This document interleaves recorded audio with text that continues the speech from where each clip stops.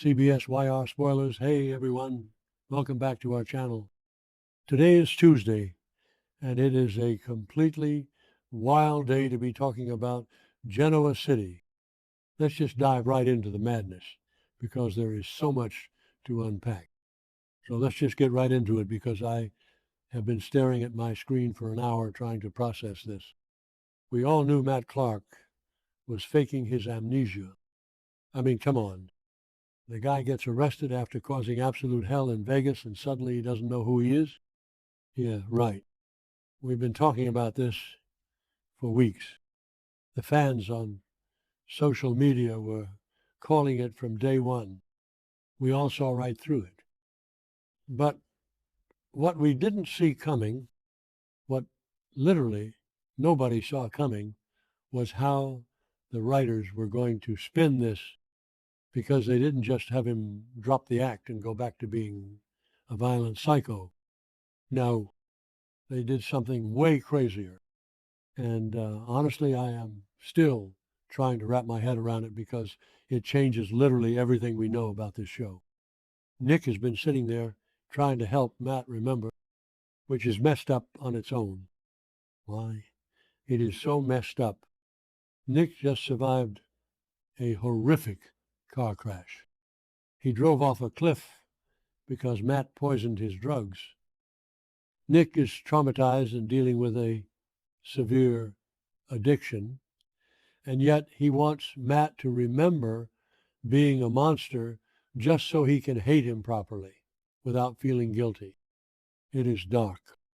It is so dark and twisted and psychologically messy. Nick is literally torturing himself trying to fix the brain of the man who ruined his life. But then the scene at the police station happens, and everything just flips upside down in a way that I don't think any of us were prepared for. Matt is sitting there in the interrogation room, looking all smug but also blank, and Victor walks in, because of course Victor walks in. Victor always has to be the one to confront the villain. He has been taking this massive victory lap lately, just aggressively gaslighting Nikki, telling her she needs to praise him for not trading his precious company to Phyllis to save Nick's life. Victor is at peak arrogance right now. He walks into that room expecting to just crush Matt Clark like a bug, to assert his dominance like he always does. But Matt doesn't attack him. He doesn't sneer or act like the monster we know he is. Instead, Matt's memory suddenly comes back, right there in the room, or he just stops faking it. It's kind of hard to tell which is which with this guy, because he is such a good liar. But the look on his face, you guys, the look on his face was not anger. It wasn't violent. It was longing. He looked at Victor with this intense, desperate need for acknowledgement, like a little boy who just wants his dad to notice him. It was honestly super creepy, but also really sad. Maybe I'm being too harsh on the writers, but that acting choice was brilliant. Matt is staring at the great Victor Newman, and he isn't trying to kill him. He is trying to be seen by him.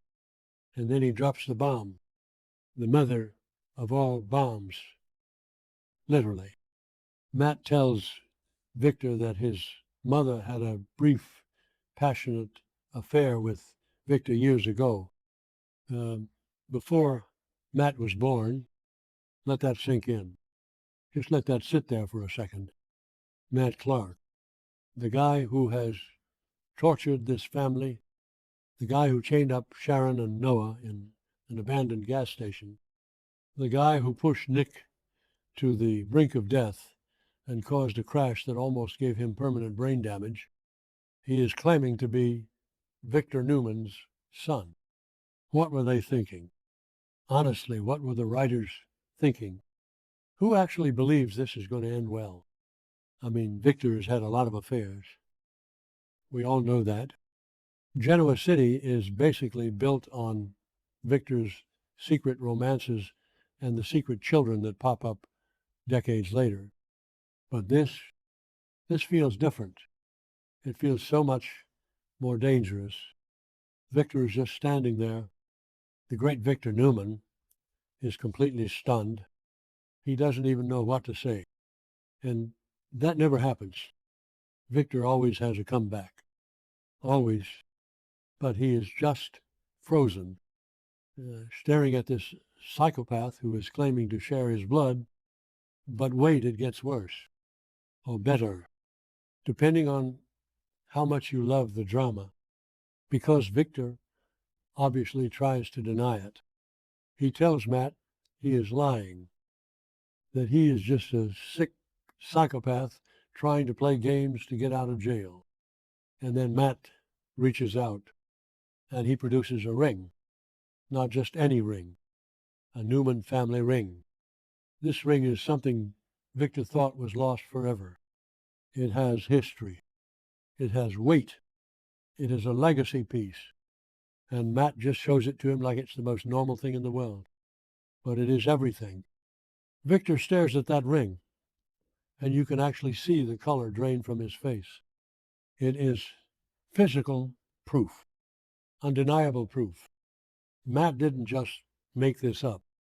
His mother actually had this ring, which means the affair happened, which means the monster sitting across the table is a Newman, a literal Newman. I can't even process how massive this is. The Newman Empire is already a total mess. We have Adam and Victoria constantly at each other's throats. They are always fighting for the legacy, always trying to prove who is the better heir and who deserves to sit in the big chair. And now you introduce a literal monster into the mix, a monster who actually has Newman blood and is going to demand his place. It is insane, but it also makes perfect sense in a weird, twisted way when you look back at everything Matt has done. Think about it. Why has Matt always been so obsessed with the Newmans? Why did he target Nick so specifically? Why was he always trying to tear them down and ruin their lives? We thought it was just because he was evil and crazy. But what if it was jealousy? What if he knew this whole time? He has been watching Nick grow up as the golden boy, watching Adam get chance after chance after chance despite doing horrible things. And Matt was just left out in the cold, a forgotten bastard child. It adds this whole new layer of psychology to his crimes. Okay, that sounded dramatic, but you get what I mean. It changes his entire motivation.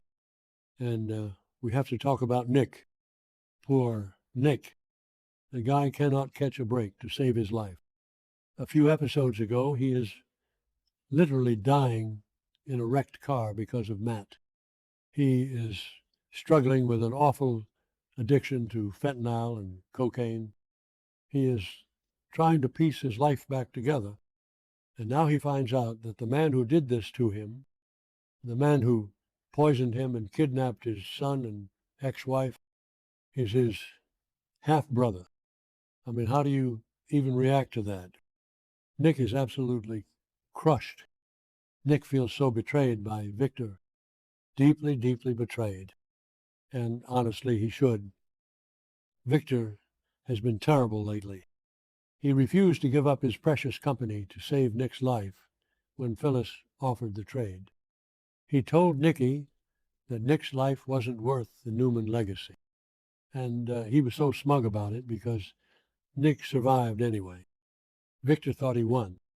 But now Victor's past has literally come back to destroy his son. Nick is looking at his father and realizing that Victor's actions created this monster.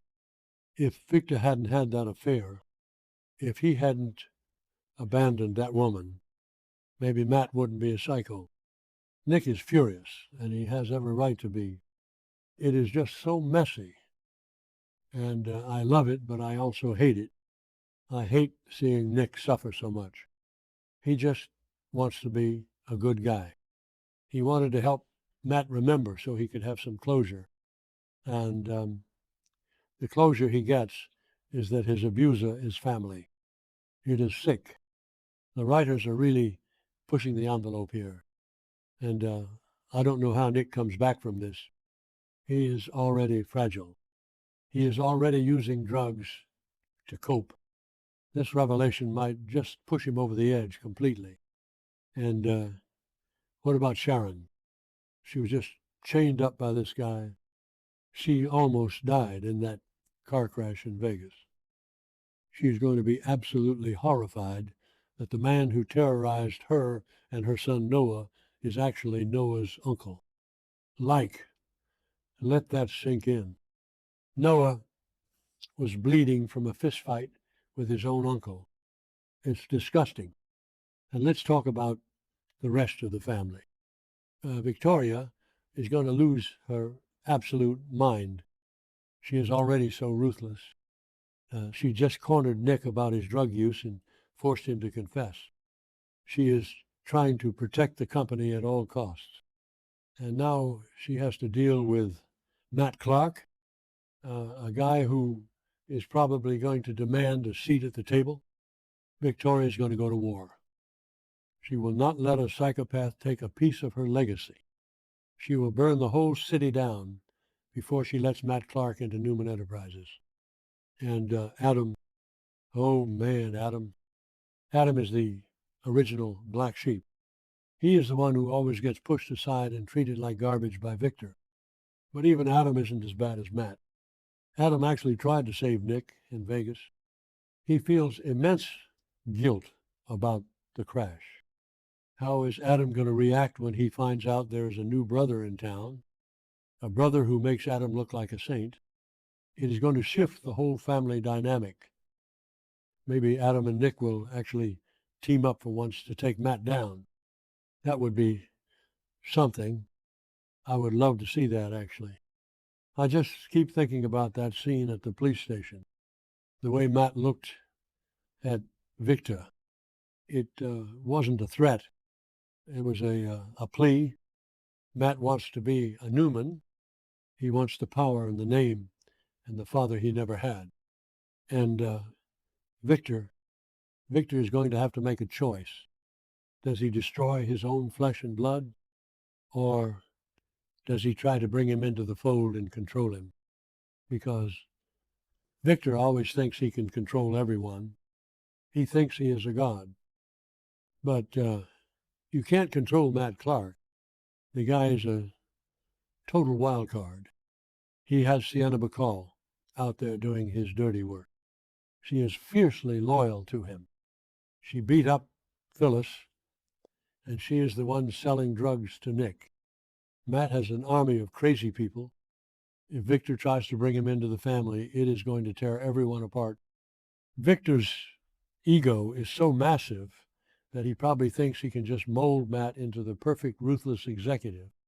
He probably looks at Matt's crimes and sees potential because Victor is twisted like that. He respects ruthlessness, but Matt isn't just ruthless in business. He is a literal monster who hurts people for fun. Nikki is already traumatized. She is not going to accept Matt. Jack Abbott is probably going to use this to his advantage while he panics over Diane. The whole town is going to be turned upside down by this.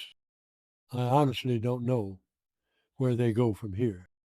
It feels like a point of no return. You can't unring this bell.